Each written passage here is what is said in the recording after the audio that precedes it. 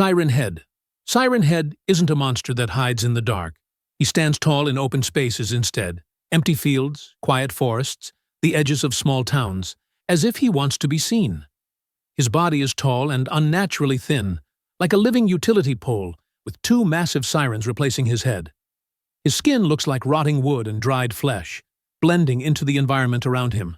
From a distance, he can easily be mistaken for an old warning tower that's been abandoned for years. But the moment he becomes active, you realize immediately, this is not an inanimate object. Siren Head can imitate sounds, cries for help, emergency sirens, even fragments of radio broadcasts. None of it is meant to warn you. It's meant to lure you in. He doesn't chase his victims in a rush. He stays perfectly still, letting curiosity do the rest. The most terrifying thing about Siren Head isn't his size, but his purpose. He is the symbol of a failed warning, an alarm that saves no one. In the real world, sirens mean danger is approaching. With Siren Head, the danger is the siren itself, and when you finally realize the sound is getting closer, it's usually already too late to run. Cartoon Cat looks like an old cartoon character that somehow stepped out of the screen. Tall, pitch black, wearing white gloves, with a wide grin that never changes. At first glance, he seems funny, familiar, like something that's supposed to be harmless. That's the first mistake, because the longer you look at him, the more something feels off. His eyes are empty, no emotion, no blinking, and that smile, it stays way too long. Cartoon Cat doesn't move like a normal living creature. His arms can stretch endlessly. His neck can twist at angles that make no sense. And his body, it's way too flexible, like it doesn't have bones at all. He often shows up in places that have been abandoned for years. Empty malls, old-school hallways, deserted hospitals, buildings where no one is supposed to live anymore. Cartoon Cat doesn't attack right away. He plays. He messes with you. He watches how you react. And what makes it even worse, the laws of physics don't really apply to him. He can appear from the corner of a room, from behind a door, or from spaces that are obviously way too small for his body. Bridgeworm. Bridgeworm is a horrifying entity that usually nests beneath bridges or inside dark tunnels. Despite being called a worm, its size is anything but small. It can grow up to around 13 meters long, with a body that stands nearly 2 meters tall. From a distance, the first thing you're likely to notice isn't its body. It's its face. A face that looks friendly, almost human, calm, non-threatening. That isn't its real face. Bridgeworm uses a fake face as bait, a mask designed to hide its true, far more grotesque form, deliberately shown to draw in anyone who gets too close.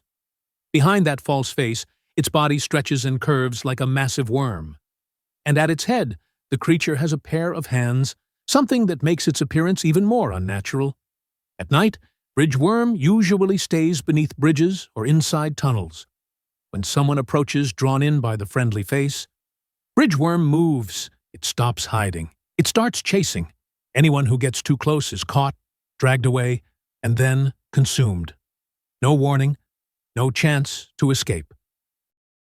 The man with the upside-down face looks like a normal human until you realize his face is upside down.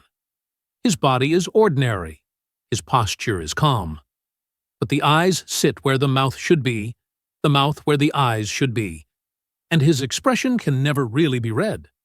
Not because he's angry or smiling, but because your brain refuses to process it. He doesn't chase. He doesn't speak. He doesn't do anything that's clearly dangerous. He just stands there and stares.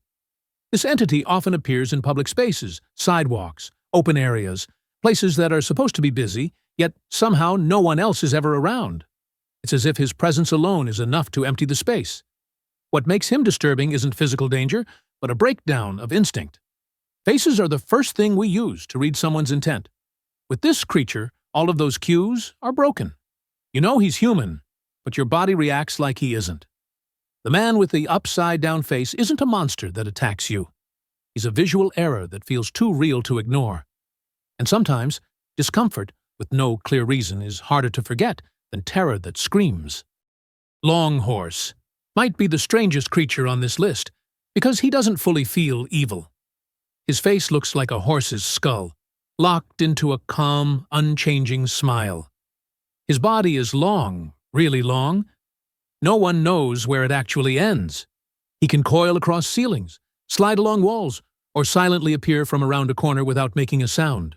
Unlike most creatures, Longhorse rarely attacks. He just exists, and that's exactly what makes him uncomfortable. Longhorse often appears right before something bad is about to happen. It's like he isn't the cause of the disaster, but the sign of it. A death bell that's too polite to scream. He doesn't warn you. He just makes sure you know. What makes Longhorse unsettling is his calmness. No clear threat. No direct violence. Just a long, quiet, endless presence filling spaces that are supposed to feel safe. He isn't a monster that chases you. He's something that stands there, waiting, while the world around you quietly prepares to fall apart.